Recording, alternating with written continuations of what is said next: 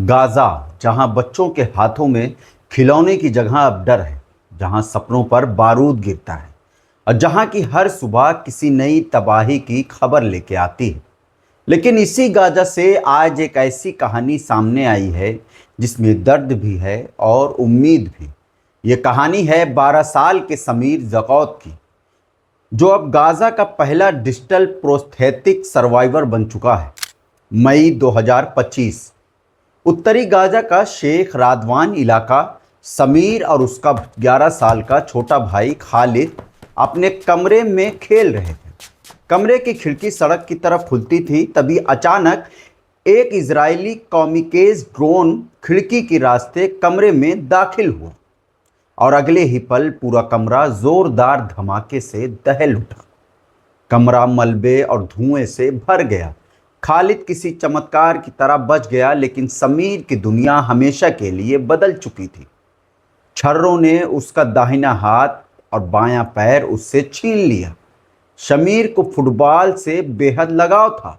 वह स्थानीय league match देखता था, दोस्तों के साथ घंटों मैदान में फुटबॉल खेलता था और एक दिन प्रोफेशनल फुटबॉलर बनने का सपना देखा था। लेकिन अस्पताल के बिस्तर पर पड़े उस बच्चे का सिर्फ एक ही सवाल था, मैंने ऐसा क्या किया था कि मेरे सामने ड्रोन भेजा गया। गाजा की तबाह हो चुकी स्वास्थ्य व्यवस्था में समीर का इलाज लगभग नामुमकिन था। नाकाबंदी, दवाइयों की कमी और लगातार जंग। महीनों के इंतजार और अंतर्राष्ट्रीय कोशिशों के बाद आखिरकार समीर को इलाज के लिए जॉर्डन ले जाया गया। जॉर्डन के एक विशेष मेडिकल सेंटर में समीर को लगाए गए आधुनिक डिजिटल प्रोस्थेटिक लिम्बस ये साधारण कृत्रिम अंग नहीं है। ये मायो इलेक्ट्रिक और सेंसर बेस्ड तकनीक पर काम करते हैं, जो शरीर की बची हुई मांसपेशियों के सिग्नल्स को पहचान कर कृत्रिम हाथ और पैर को हिलाने में मदद करते हैं। यानी अब समीर सिर्फ चल ही नहीं सकता, बल्कि चीज़ों को पकड़ने जैसी बुनियादी हरकतें भी कर सकता है। महीनों की सर्जरी, दर्द और लंबी फिजियोथेरेपी के बाद समीर वापस गाजा लौटा। लेकिन इस बार वो सिर्फ एक घायल बच्चा नहीं था, वो उम्मीद बनकर लौटा था। समीर अब गाजा का पहला ऐसा युद्ध पीड़ित बच्चा है जो हाईटेक डिजिटल प्रोस्थेटिक अंगों के साथ अपने घर वापस आया है। डॉक्टरों और उसके परिवार को उम्मीद है कि एक दिन समीर फिर से फुटबॉल के मैदान में दौड़ेगा।